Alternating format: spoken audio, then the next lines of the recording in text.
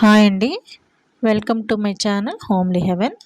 మీలో first time నా channel చూస్తుంటే please like, share and subscribe. నేను ఈరోజు వేరుశెనగ పప్పుతో ఒక మంచి స్వీట్ రెసిపీ అండి. ఇది పిల్లల నుంచి పెద్దవాళ్ళ వరకు మంచి హెల్తీ రెసిపీ. ఇది ఈజీగా అయిపోతుంది, చాలా టేస్టీ అండి.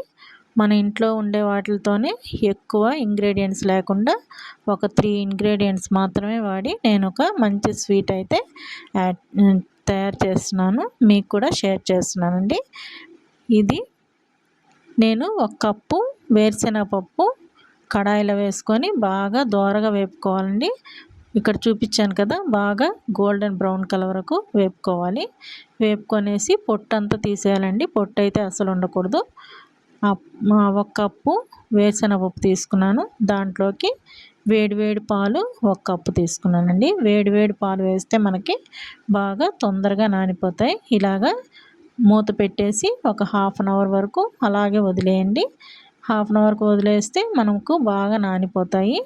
అవి నానితే మంచిగా పేస్ట్ కూడా బాగా అవుతుందండి. అందుకోసం వీలైనంత ఎక్కువగా నానబెట్టేయండి. నానబెట్టేసి ఇప్పుడు మనము మూత తీసుకొని ఇక్కడ చూస్తే మనకి బాగా నానిపోయి ఉన్నాయి కదా వేరుశెనగపప్పు.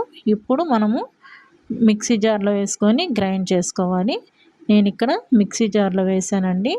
పాలు కొద్దిగా ఎక్కువగా అనిపించాయి, అందుకోసమని కొద్దిగా పాలు తీసి పక్కన పెట్టేశాను. ఎందుకంటే ఎక్కువ పాలు ఉంటే మెత్తగా గ్రైండ్ అవ్వదు. అందుకోసం ముందు కొద్దిగా పాలతో గ్రైండ్ చేసి తర్వాత మిగతా పాలు కూడా వేసేసి మెత్తగా అయితే గ్రైండ్ చేసేసుకున్నాను. తర్వాత ఒక ప్యాన్ పెట్టుకోండి. ఇలాగా గుంటగా ఉండే ప్యాన్ పెట్టుకోండి. ఎందుకంటే మనం కడాయి లాంటిది, ఒక ప్యాన్ లాంటిది ఫ్లాట్ ప్యాన్ పెట్టుకుంటే అది ఉడికేటప్పుడు మన మీద పడుతుంది. ఇది ఎక్కువసేపు ఉడకాలి కదా, అందుకోసం అనేసి ఇలాంటి ప్యాన్లో పెట్టుకోండి. ఇలాగా మనము ఇది బాగా దగ్గర పడేంత వరకు మాడకుండా దగ్గరుండి తిప్పాలండి. తర్వాత 1 కప్పు పప్పు తీసుకున్నాను కదా, దానికి ఒక హాఫ్ కప్ పైనే బెల్లం తీసుకున్నాను. మిగతాది వచ్చి పటిక బెల్లం పొడి వేసానండి. బెల్లము పటిక బెల్లం 2 వేస్తే టేస్ట్ అయితే చాలా బాగుంటుంది.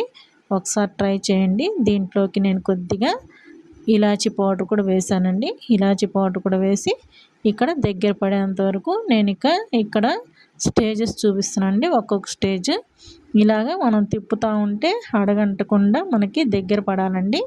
ఎలాగంటే కడాయి మొత్తం వదిలేసి ఒక ఉండలాగా వచ్చేయాలి, అంతవరకు మనం తిప్పుకుంటూ ఉండాలి.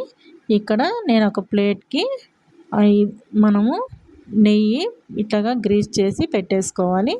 పెట్టేసుకుంటే ఇంకా మనకి ఇది ఉడుకుతూనే ఉంది కదా, ఇంకా కొద్దిగా సేపు ఉడకాలండి. ఇది బాగా కడాయి అంతా వదిలేసి ముద్దలాగా వచ్చేయాలి మనకి. అంతసేపు ఇది ఉడకడం ఒక్కటే ప్రాసెస్ అండి, మిగతాదంతా చాలా ఈజీగా అయిపోతుంది మీకు. ఇక్కడ చూసారా, మొత్తం కడాయి వదిలేసి ఇలాగ ముద్దగా వచ్చేయాలి మనకి. ఇలా ముద్దగా వచ్చినప్పుడు అది ఈ ప్లేట్లోకి షిఫ్ట్ చేసేసుకోవాలండి. షిఫ్ట్ చేసేసుకొని బాగా ఆరబెట్టేయండి. Half an hour to 1 hour వరకు ఆరబెట్టేసేయండి. మొత్తం ప్లేట్ అంతా బాగా ఇలాగా స్ప్రెడ్ చేసేసుకొనేసి ఆరబెట్టేస్తే నేను దీని మీద కొద్దిగా గ్రౌండ్ నట్సే కొద్దిగా కచ్చాబచ్చాగా గ్రైండ్ చేసుకొని దాని మీద కొద్దిగా వేసానండి. ఎందుకంటే మనకి తినేటప్పుడు కొద్దిగా టేస్ట్ బాగుంటుంది, మరి మెత్తగా లేకుండా. ఇలాగా మనం నచ్చిన షేప్లో కట్ చేసి పెట్టేసుకోవాలి.